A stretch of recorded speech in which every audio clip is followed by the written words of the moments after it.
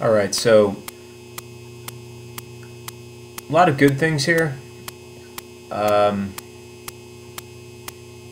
body position is pretty good. Your hips and legs are up pretty high in the water.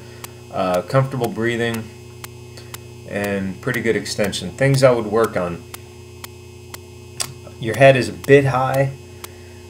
See how your head is kind of out of the water. I would lower it slightly, so just try to have the water hit the crown of your head as opposed to your forehead or even the top of your brow, right as it is here. That'll help a little bit with body position. You're moving through the water quick enough where it's not a big issue, but as you get tired, this might cause your hips to sink. Your extension and reach are both pretty good. They could be better. What's going on is when you're entering the water and then reaching forward, you're reaching down and maybe not stretching your lat out quite as much as you could. A little bit of extra wiggle going on in the stroke. This is usually caused by when you're entering, and we'll see a better shot here.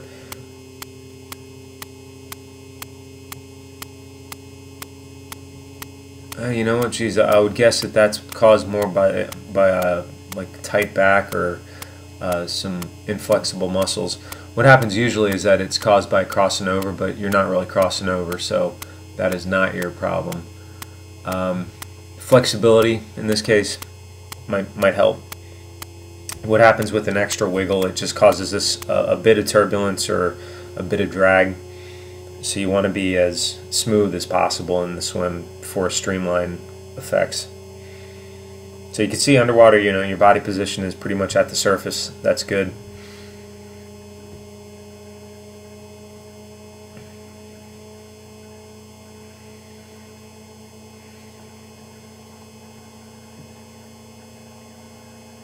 And at the end of the video, there's a series of still shots so you can get a play-by-play of your stroke.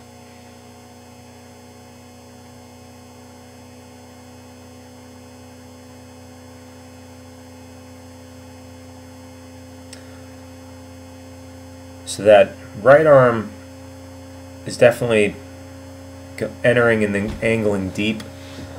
When you angle deep like that, you're going to miss out on some potential water that you could be pulling if you were to start the pull a little bit higher.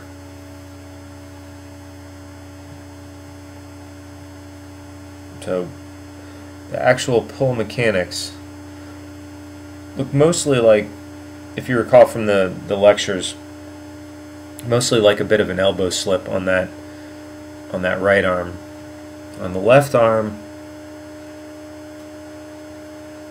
yeah, also elbow slip. So that means that your elbow's leaving the stroke back, or your hand and forearm are not angling down vertical to create the leverage that you need to get a good pull out of each stroke.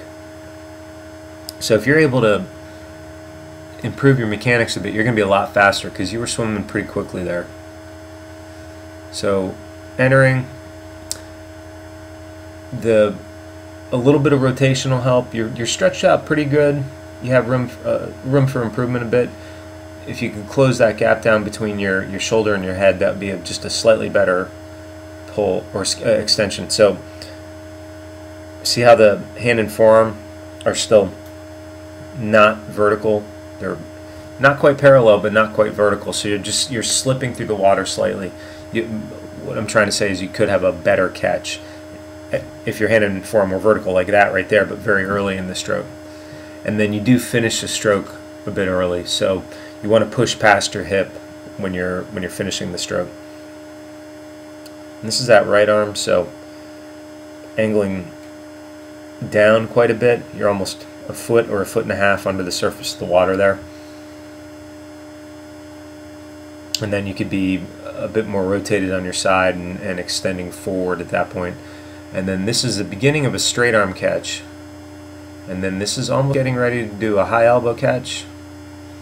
But notice the angle of the upper arm and forearm are still straight. And then the elbow starts to lead the stroke back and the forearm has not gone vertical. So the drills you want to work on are going to be catch-up drill, one-arm drill, doggy paddle, maybe tech paddle, and fist drill.